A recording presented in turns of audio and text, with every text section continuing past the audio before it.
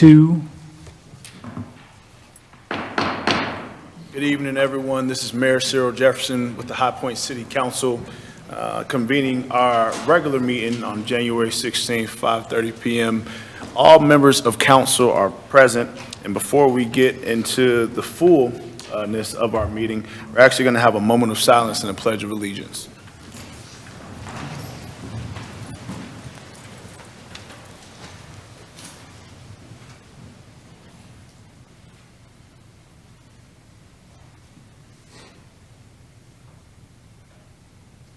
Amen. Pledge allegiance to the flag of the United States of America and to the republic for which it stands, one nation, under God, indivisible, with liberty and justice for all.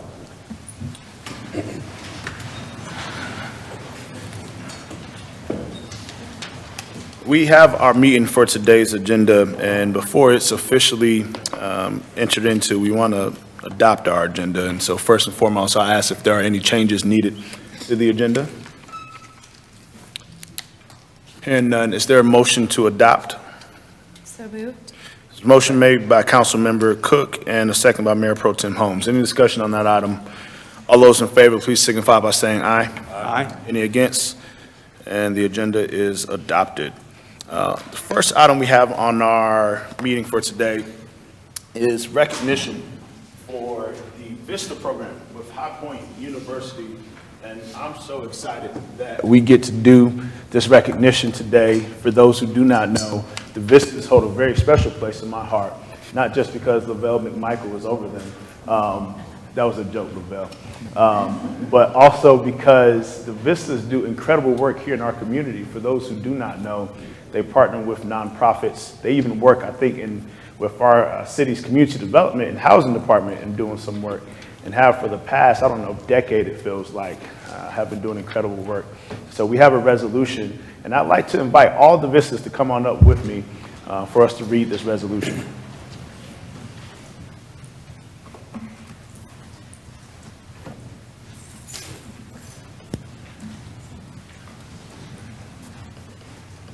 Looks like you guys rehearsed this already. Okay, we didn't even have to say anything, man. That's really good. All right.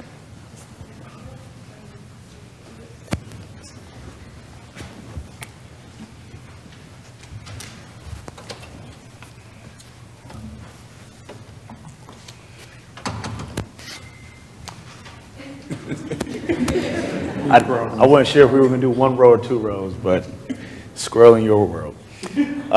Whereas the City of High Point has made strong progress toward food security and improved educational resources for all residents, and whereas High Point University is committed to the welfare of the citizens of the city, and HPU students under the leadership of Dr. Nino Cubain have volunteered over 1 million hours of service to the City of High Point.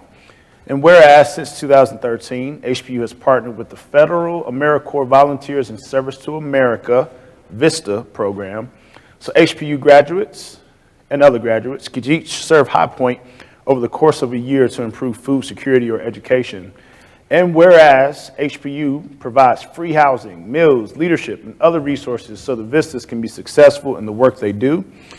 And whereas the City of High Point aims to attract more young professionals to live, work, play, and most importantly, serve here. The City Council would like to encourage residents of High Point to welcome the Vistas into our community, get involved in their projects, and help them find ways to make a living in our city after they complete their year of service. Therefore, be it resolved that the High Point City Council commends and supports the AmeriCorps Vistas for their sacrifice, their service to the city, and all of the gifts and skills that you all bring to the work. High Point will be a stronger city because of your dedication, service, and passion. Together, we will make a High Point that is more vibrant and livable community for all our residents and visitors. The Vistas who we have named include Ayanna Salters. Feel free to throw your hand up so we know who you are. Deandra Williams. Forgive me in advance if I mess the name up. Deandra, sorry. Grant Hines. Zakiah Payne. Martin Enriquez. Sarah Barlow. Abby Florence. Hassan Allah, Kyle Smith, Dimitri Turner, Josh Cameron, Catherine Shoemaker, Danny Rubio, did I say that correctly? Danny, sorry about that. Risha Wright, Janiyah Rice, Lauren Riley, and with them today, Dr. Kimberly Drydancy, will you please join us up here as well? Dr. Kimberly Drydancy is the executive director.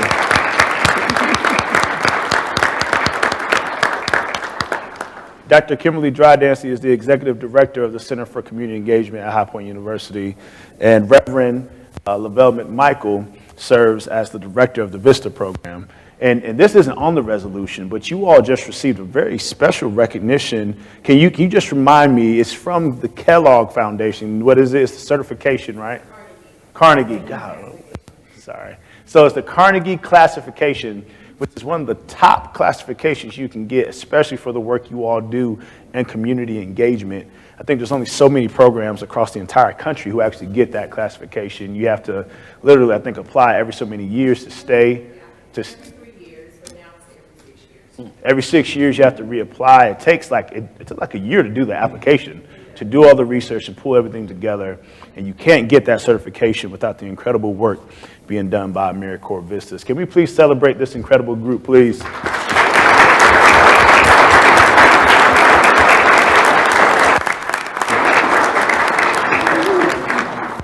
Okay, so they're telling me that we're going to do 2 rows for us to fit into the camera lens.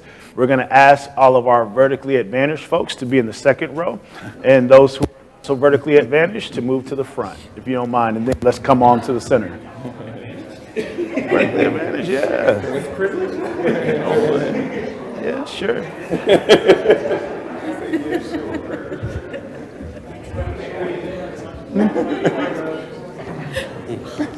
Which row for me, right? He said, which row am I going to? Hey, where do you guys want me at? In the middle? Is that fine? Okay, excuse me.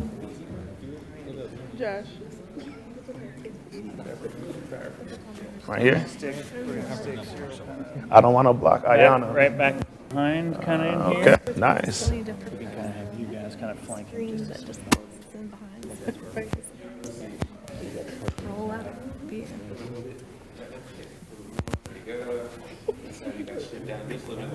Will you hold this with me? Okay. Yes. Hold on, we gotta make sure it's straight. I don't want it to look crooked. Yeah, there you go. I put my hand under so it's on the We're like, you know, CJ.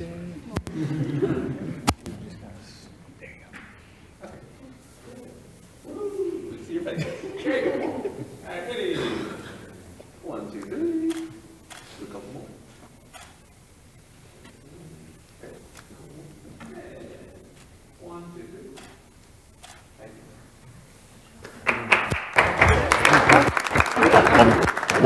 you. One more, y'all. One more. All right, now we can clap.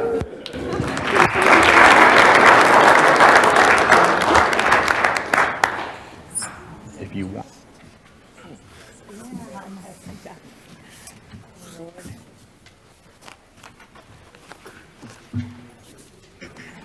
Hey, Pat.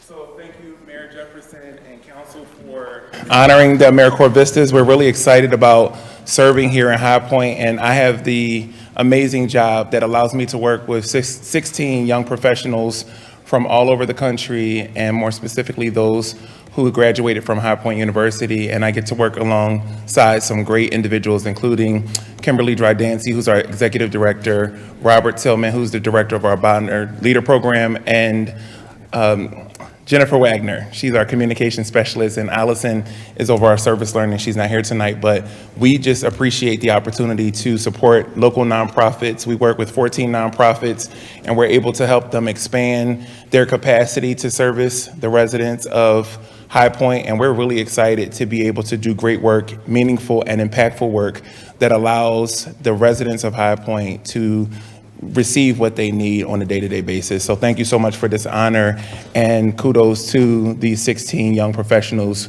who are actually doing, I was going to say they're killing the game, but Chief is here tonight, so, but they're, they're doing a great job here at High Point University, so thank you so much. Thank you. And we didn't have Reverend Tillman come up, but you're director of the Bonner program. Small note, I used to be a Bonner at HBU. I was a part of the very first cohort. So if you all like the Bonner program, you can thank us. I'm just saying, if you like it, you can thank us. Thank you all so much again for being here with us.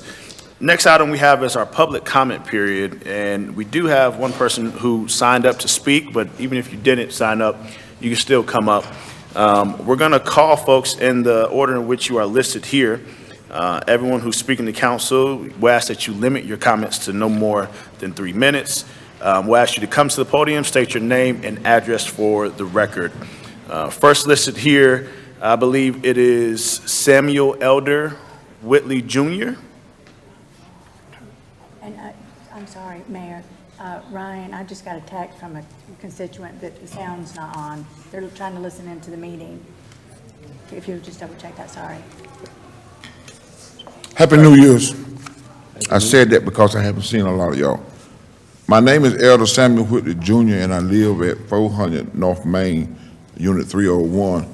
This is the Sharon Tower building. I'm not a public speaker, but I'm going to try to address housing issues concerning the low-income people in High Point. I would like to address this concern. Under Mayor Becky Smothers in 2003, I brought this issue to them.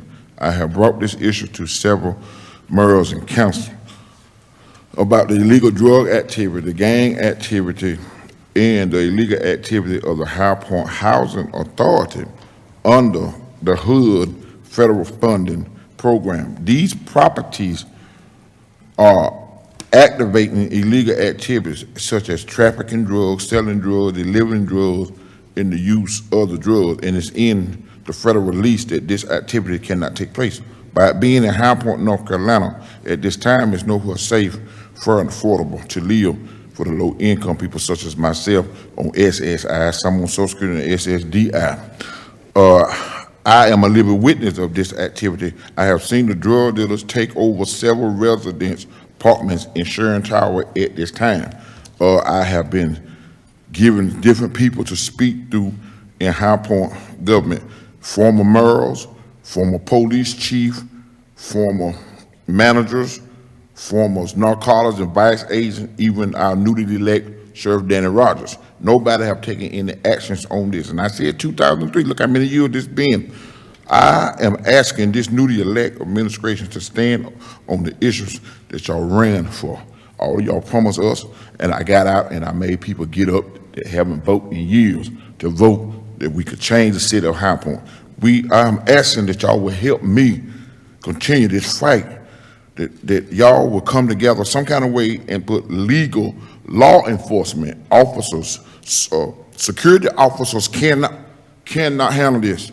We need officers with arresting power, so when the drug dealers come in the building, they can arrest these people and get the people out of the building. We had a sister died 2 weeks ago from fentanyl. They found 4 ounces of crack cocaine in her unit. This woman is dead because nobody wants to address this unsafe issue. Will y'all please help me in Jesus' name? Elder Whitley, thank you so much. We appreciate you coming up. Are there any other members of the public who wish to speak during our public comment period?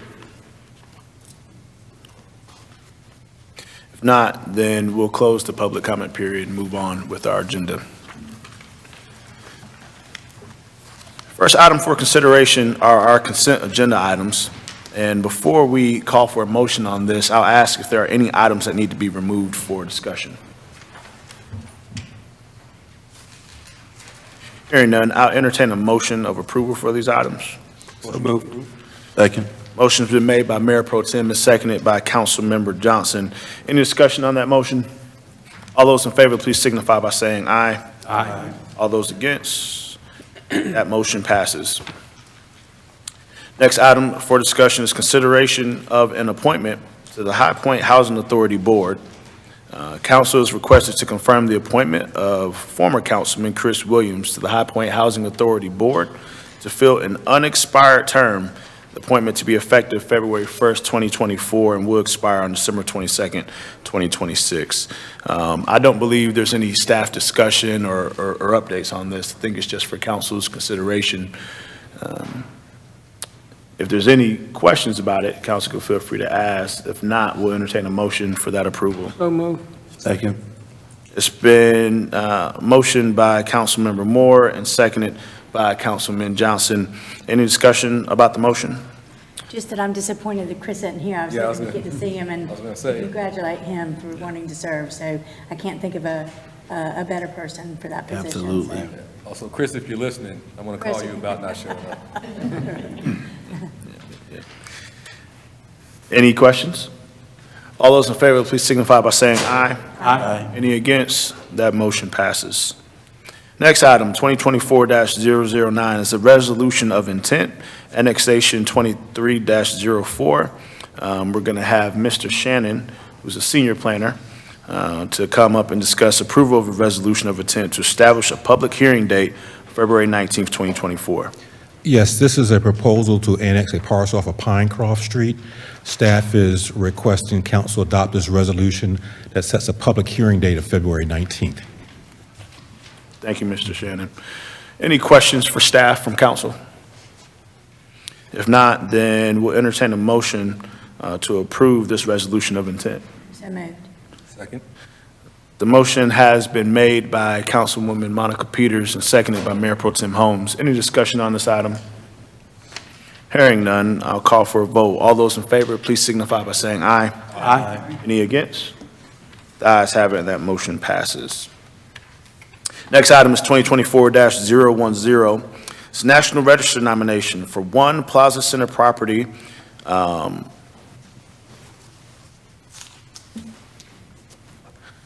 Council is requested to provide an opportunity for public comment on this item, but I think first we're going to hear from staff. Is that correct? That's correct. Okay, Mr. Fensel, we'll pass it to you. Thank you, Mayor and council members. We have Dave Fensel in the Planning and Development Department. If we can go ahead. I'm sorry.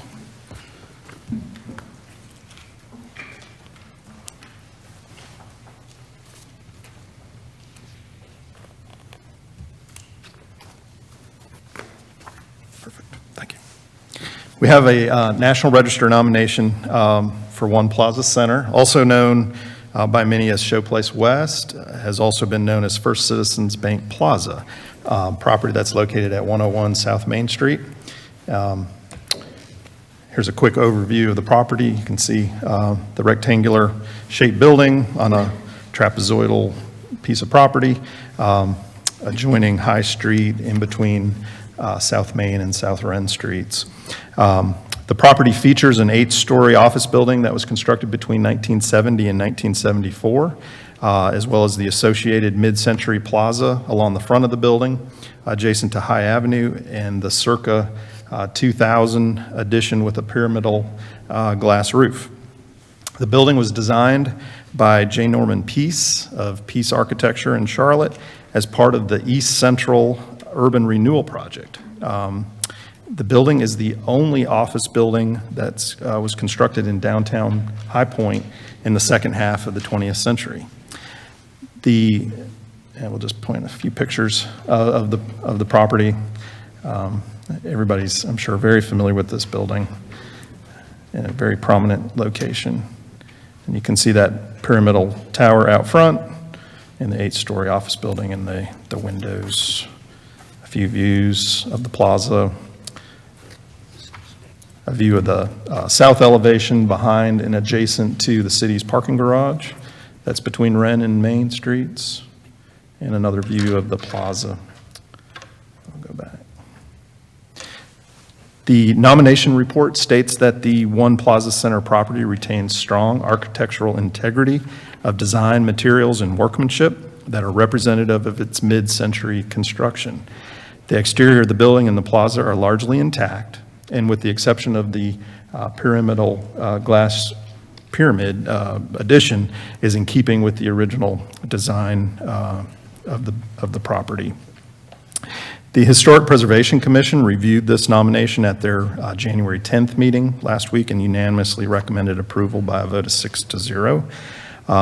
As the mayor just mentioned, City Council is requested to provide an opportunity for public comment on the proposed nomination as required by the city's agreement under the State Historic Preservation Office's Certified Local Government Program, and also to make a recommendation to the North Carolina National Advisory Committee that the One Plaza Center property be listed on the National Register of Historic Places as the nomination meets the required criteria.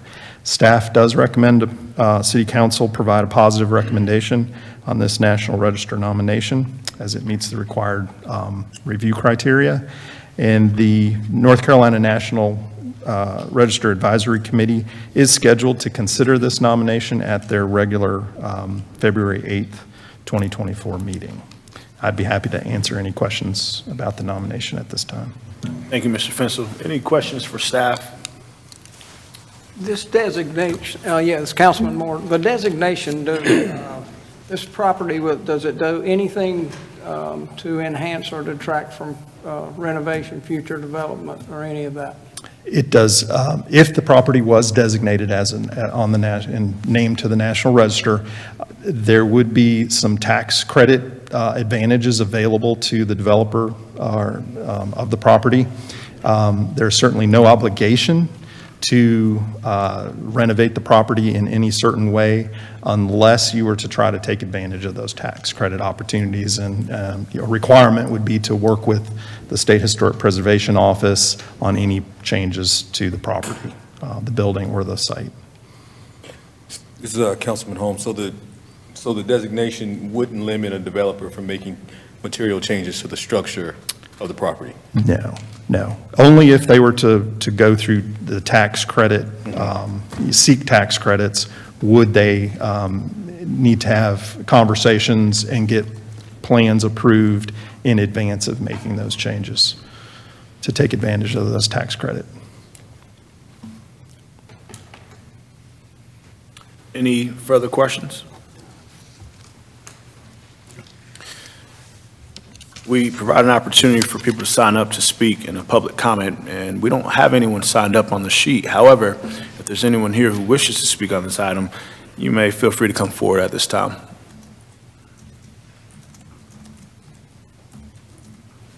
If there are no public comments, then at this time, we'll entertain a motion to approve providing a recommendation to the North Carolina National Registry Advisory Committee regarding the One Plaza Center property. So moved. Motion's been made by Councilman Andrew. Is there a second? Second by Councilmember McKeever. Any discussion on the motion? All those in favor, please signify by saying aye. Aye. Any against? That motion passes. Next item is 2024-011, and I believe at this time we're going to have Trevor Spencer, our Engineering Services Director, come up. It is a public hearing on City of High Point Text Amendment 23-04, and with that, we will officially open the public hearing. Thank you, Mr. Mayor, council members. We have three very minor text amendments to bring to you today for the erosion control ordinance and the city's development ordinance. The first of those is an amendment to formally acknowledge a process for acquiring an extension for an existing land disturbing permit. So that current permit expires at 365 days. This reinstates a formal process for a developer or a builder to extend that permit by 180 days for good cause. This is purely an effort to streamline that process and reinstate something that previously existed in our ordinance but was mistakenly left out in a previous update.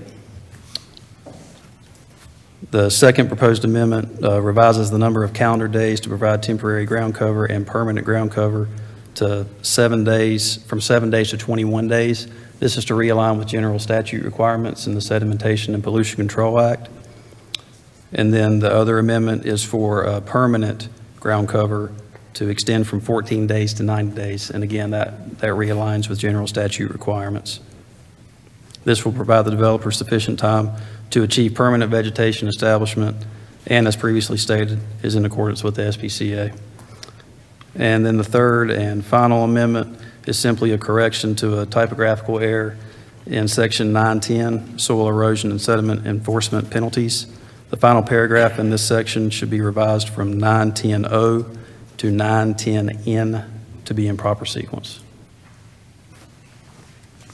Thank you, Mr. Spencer. Is there anyone here to speak for or against this item? Any questions from council for staff?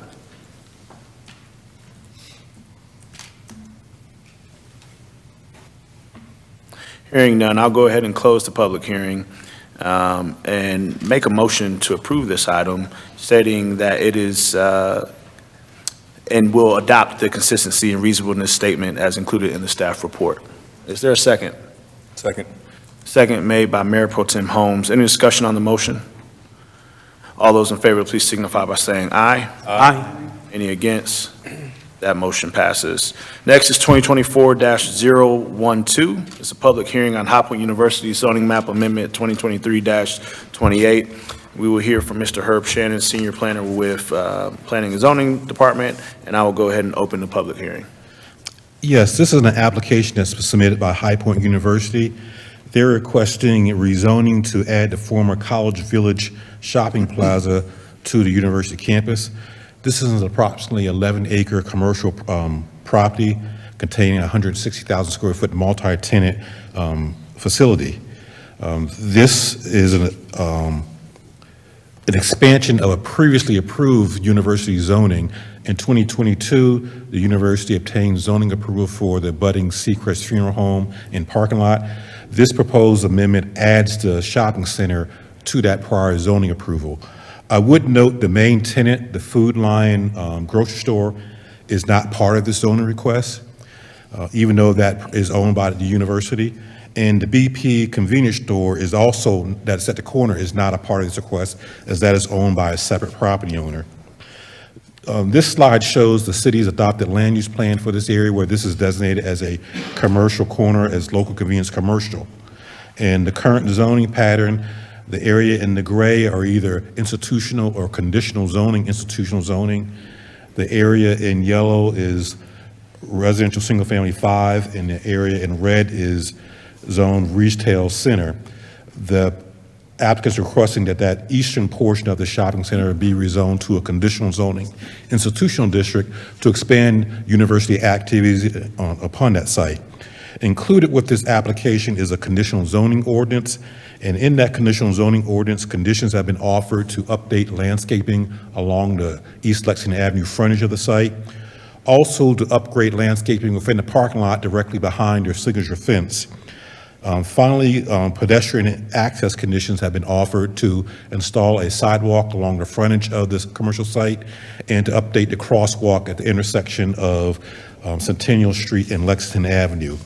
Included with this is an analysis by staff, very briefly, as far as compatibility with the surrounding areas.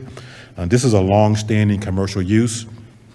Conversion to a institutional use would not increase traffic impact. It would be similar or less in regards to traffic impact. As to compatibility, the North Centennial Street corridor provides separation from the abutting neighborhood to the north. As far as the neighborhood to the north, directly behind this site is a church, so that helps buffer any institutional activities from the single-family homes along Middlelawn Avenue or Homewood Avenue. Finally, staff looked at the University Area Plan, Core City Plan. This request does meet the guidelines noted in those policy documents. It does include a majority of a block. It's not a situation where you're intruding into the neighborhood unless you're taking down the whole block. Finally, conditions offered as far as pedestrian access and updated landscaping is consistent with the policies of those plans. Thus, staff is recommending approval of the request to rezone this site to a conditional zoning institutional plan. As there are still commercial activities right at the intersection, staff is not proposing any land use plan amendment. The Planning and Zoning Commission reviewed this proposal at their December public hearing and recommended approval, and they forwarded a consistency statement for your consideration. Are there any questions of staff at this time? Any questions for staff from council? I have some. Is it unusual, because the College Village Shopping Center is one parcel, is it unusual to have two different zoning parts to it. It's going to be still part retail and part conditional zoning is institutional. To have two zonings in one parcel, is that a common thing? No, split zoning is not unusual. We do have, it doesn't happen often, but we do have such situation that occurs. Yeah. So I'm assuming the university is going to have the old part of College Village to be tax exempt. So how are you going to figure out the property tax for the retail part since that's not charitable? Far as taxes, that's going to be an issue for the tax assessor's office. Far as the specific status of the university, the main thing staff is focused on, based upon the adopted land use policies, core city plan, university area plan, is this an appropriate expansion of the university? We did not look at any type of tax implications. We're just looking at zoning policies. Okay, all right, thank you. Council Member Cook, I just wanted to clarify, because I did have some questions today about non-conforming use. Would this fall under non-conforming use for the Food Lion in the future if they were vacated, that it could potentially be looped in with the university's zoning for institutional? This would not create any type of non-conforming situation. There's still sufficient land area for that commercial use. If there is a situation in the future where the university desires to add the Food Lion grocery store into their campus, they would have to submit a separate zoning application and proceed through this same public hearing process. The only change I would note is that we're starting our new process where P&Z will make the final decision unless based on a vote or an appeal, it comes forward to you. But if there is a proposed change, it would need to proceed through the same public hearing process, notification of surrounding property owners, and legal advertisements. And I did have a question about the notification. I do appreciate you speaking with me earlier to clarify that the notice was properly posted. So I think it might have just missed some people's radar during December or November, December time, so. Yes, with any zoning proposal, staff, depending on the proposal, there is a citizens information meeting, which the applicant did send out a letter to surrounding property owners. We gave them our official mailing list.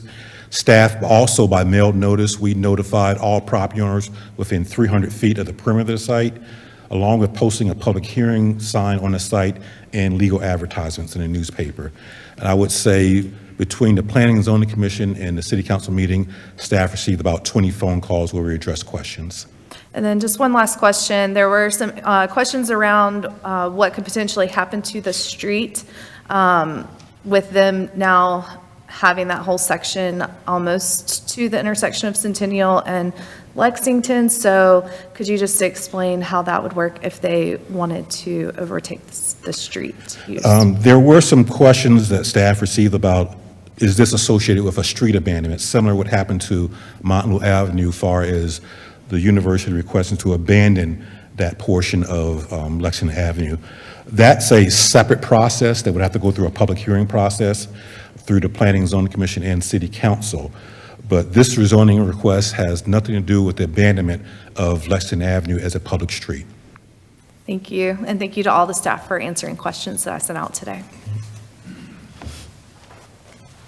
At this time, we have an opportunity to hear from the applicant if they wish to speak. And I see Mr. Cubain is here with us. Michael Quabain with High Point University. I hope everyone's doing well this evening. I just wanted to reiterate the point that Herb said. We have no plans for taking over Food Lion at any point in time. Their lease goes on about another 20 years. They have four different options for 5-year options, sorry. We decided to rezone College Village because the university is taking over or occupies over 50% of the property, and there's only 2 retail locations left. If anyone has any questions, I'm happy to answer them. Any questions for the applicant from council? Thank you, Mr. Cubain. Noting our public hearing sign-in sheet, we didn't have anyone sign up, but is there anyone here who wishes to speak from the public?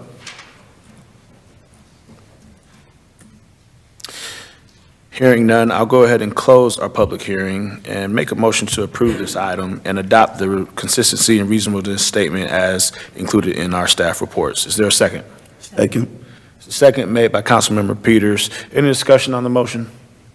I just want, this is Councilmember Cook. I just wanted to state for the people who did reach out to me today, I do appreciate their diligence in staying on top of the agendas, and that I have made a promise not to support anything that would increase the food desert problems that we had. We heard that loud and clear last year in every forum and every space. So as far as I understand it in this vote tonight, this would not have any effect on people's access to the food line and food. And so I just wanted to make sure that that was on the record. Thank you. That's a good point. Any other comments or questions? All those in favor, please signify by saying aye. Aye. Any against? That motion passes. Next item is 2024-013. It's a public hearing on the City of High Point zoning map amendment 23-30. We're going to call back up Mr. Shannon, and before that, I'll go ahead and open our public hearing. Yes, this is a request by the City of High Point to rezone approximately 36 acres as part of our ongoing comprehensive zoning map amendment project. This particular request focuses on the Westover Park subdivision, which lies south of the intersection of Hartley Drive and Shadow Valley Road. Just a quick refresher regarding the comprehensive zoning map amendment project.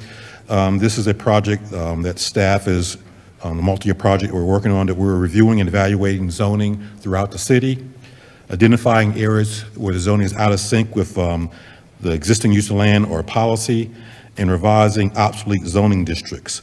In regards to this specific proposal, the Westover Park subdivision developed in the late 1990s, a single-family subdivision, and the land use plan also designates this area as low-density residential, which primarily supports single-family development up to 5 units per acre. This is the copy of the land use map for this particular area, and it's showing that area highlighted in yellow as for low-density residential.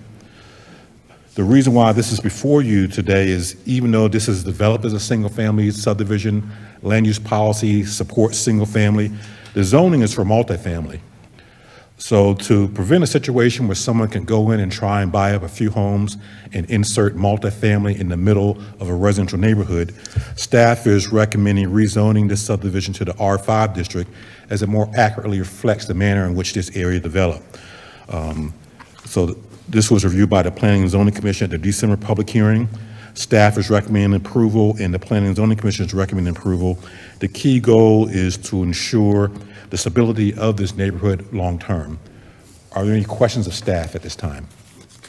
Any questions for Mr. Shannon? I have some. Yes, sir. So I drove out there, take a look at it, and the biggest parcel, I mean, it's not really developable. I'm not a developer. But it's got a big gully, and there's the pipeline that runs right beside it. There's some utility lines. Do you guys ever sort of, does that factor into how something is zoned? If you look at a piece of property and go, that is never going to be developed into anything, most likely. I mean, is that part of your thinking? Are you talking about the parcel to the north where you have the Colonial Pipeline? Yeah, but that's like 21 acres. Yeah, that's just north of this site. It kind of skirts the northwestern edge of this area. Those type of physical constraints, we do take that in consideration, but there are also some advantages to the developer that, yes, you may not be able to develop over it, but depending on your type of development, you still can count that area for density. That pipeline is just on the outer edge of this development, so it really didn't impact our decision as far as to recommend rezoning to match the single-family character of this subdivision. Did you get any reaction from the property owners that are going to be affected? Any comments? We sent out early notices in September to address questions along with our regular public hearing notices. We received about 20 phone calls. All those calls were in support of it. Almost all the property owners didn't realize that you can even do multifamily there, so they did appreciate the fact that staff was taking that into consideration to protect the single-family character of the neighborhood. I guess the other question I have, I mean, there's 3 apartment complexes just to the south of this. That's like, I mean, literally from the closest building to the bottom of this development, of this neighborhood, it's like 0.1 miles. And so what's kind of the criteria about compatibility when you have very large apartment complexes that are 1/10 of a mile to 1/4 of a mile from the neighborhood? And just like even on Lexington, for High Point University, it showed that those old apartments next to the museum is right in the middle of a neighborhood. So I'm kind of confused on this notion of compatibility, and is there a standard, or how does that work? The primary compatibility staff took in consideration is just this neighborhood. We are seeing situations where developers are interested in, can I buy 2 or 3 homes and then put a small apartment complex in the middle of a neighborhood? So our main compatibility concern was keeping this as a stable neighborhood, not so much the surrounding or budding parcels. Yeah, but isn't this on the edge of all that, though? The area there is an apartment complex to the south. We were not concerned with that. We were more concerned with just protecting that area that's highlighted in that teal color, of keeping that as single family, as far as compatibility internal to that subdivision. Okay. Any other questions for Mr. Shannon? So just as a point of clarification, you're concerned about somebody buying like 8 houses on St. Anne Drive and trying to do some kind of apartment complex. That's the concern. I mean, Yes. that's the reason for the rezoning. Yes. Not the undeveloped land. Correct. Okay, thank you. That helps. Thank you. And Mr. Shannon, I know this is a point that the last council, I think we started with staff, where this sort of comprehensive zoning map amendments we were doing, where we noticed these different pockets of zoning maps that seemed like they just weren't consistent with what was probably some of our land use plans. Do you mind just speaking briefly? I think this is something staff has initiated for the past couple of years. I remember the first time we heard it from you all told us that you'd be coming every few months with a new pocket to look at, where you noticed there were some inconsistencies. Can you speak to that? Yes, with the adoption of our current development ordinance in 2016, this was the second phase of that.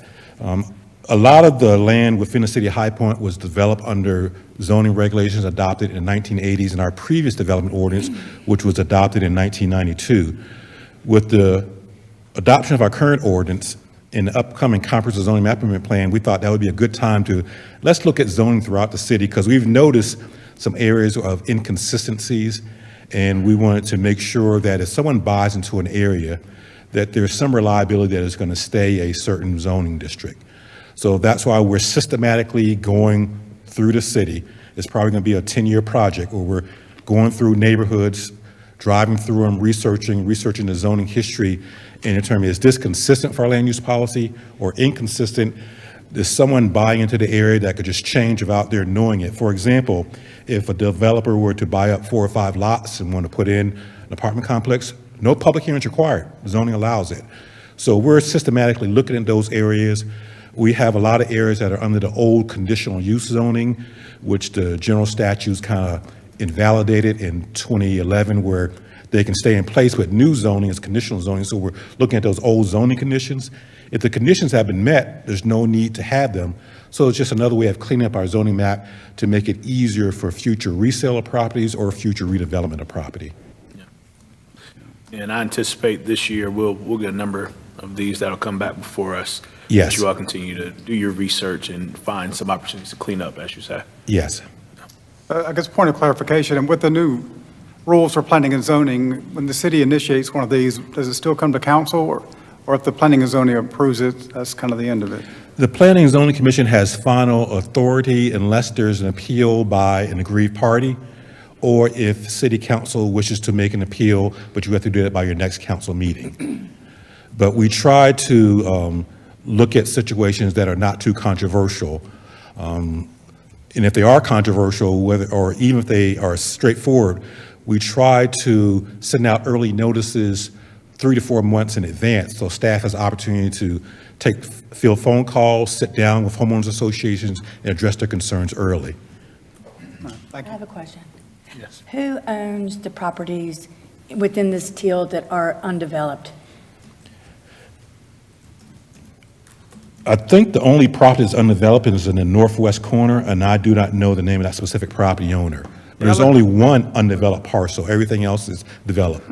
Okay, so like on where it says Westover, that little chunk that's over there on the left, right up at RM 16, well, Yeah. do you see what I'm saying, Callaway Farm Road? Yes, chunk that is the there. only undeveloped parcel. I do not recall that property owner's name off the top of my head, but that property is severely challenged with topography, and that's where that pipeline goes through. Right, yeah. But there was a, Councilwoman Peters, that's, North of Westover. that's the lot I was talking about. I mean, yeah. you can't really develop that lot. Yeah. It's, There was a plat for single-family homes that was recorded for that area, it just never developed. yeah, it's Westover Park LLC. It's about 21 acres.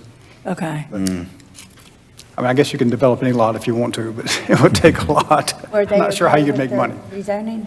They were, like all the property owners, sent early notices, courtesy notice in September, along with notice for the Planning and Zoning Commission and notice of the City Council public hearing. I did not receive any calls from them. Any further questions for staff? Thank you, Mr. Shannon. The city is the applicant, so I don't believe we need to call anyone forward for that, but we do have a public hearing sign-in sheet that no one signed up to speak, but is there anyone from the public who wishes? Then I'll go ahead and close the public hearing and move to approve this item and adopt the consistency and reasonableness statement as included in the staff report. Is there a second? Second. Second made by Councilmember Peters. Any discussion on the motion? All those in favor, please signify by saying aye. Aye. All those against? That motion passes. Next, we have item 2024-014, and it's a public hearing, a request by the City of High Point to rezone approximately 16 acres.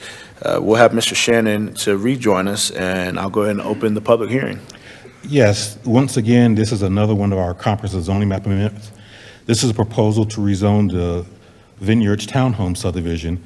This townhome development in an abutting parcel is located along the west side of Johnson Street, approximately 1,300 feet south of Old Mill Road. This subdivision obtained zoning approval for a conditional use residential multifamily 5 zoning in 1997 to support a townhome subdivision. This neighborhood was completed in 1999. The property is encumbered by a 150-foot wide Duke transmission line that runs through the western central portion of the site, and it bisects the site in such a way that the townhomes are in that area noted as Area A, and you have an area of common area that's undeveloped noted in Area B. When this development obtained zoning approval, there were conditions regarding density, how many units could be attached to each other, building height. This is a completely developed development. There's really no land for any additional development except for that one house in the front. What staff is recommending now that all the conditions have been met is to remove the old conditional use designation, removing those old conditions that have already been met. Staff is proposing a split zoning for this development. The eastern half of the site, Area A, staff is recommending that be rezoned to the RM5 district. That just allows that townhome development to stand alone as it's developed. The western portion of this townhome development is still part of the HOA. Staff is recommending that be rezoned to the R3 district. That is because that area could be sold off. The HOA could sell it off, and staff wanted to ensure that if it's sold and developed, that it be consistent and match the manner in which the abutting single-family development to the west has developed. There was also an issue that you cannot get to that rear portion of the site from Johnson Street. There's a cul-de-sac right at the power line, so you would have a situation where if we were concerned about if it developed with multifamily, having that multifamily traffic go through the single-family neighborhood. So staff is recommending that rear portion, a little over 2 acres, be R3 district, and that matches the manner in which the abutting land off of Fairlane Street has developed. Staff is recommending approval of this request. It was reviewed by the Planning and Zoning Commission at their December meeting, and the commission recommended approval of this request. Are there any questions of staff at this time? Any questions for Mr. Shannon from council? It looks like another lot. I did a lot of driving yesterday. I guess as a point of information, doesn't seem likely to be developed into much. There's a creek that runs through it, and There are some restrictions there, but when I say we, the Planning and Development Department just want to ensure the long-term protection of those single-family homes in that area. Any other questions for staff? Thank you, Mr. Shannon. No one signed up on the public hearing sheet, but we do want to make an opportunity in case there's anyone from the public who wishes to speak on this item. Yes, sir. Please come forward, state your name and address for the record.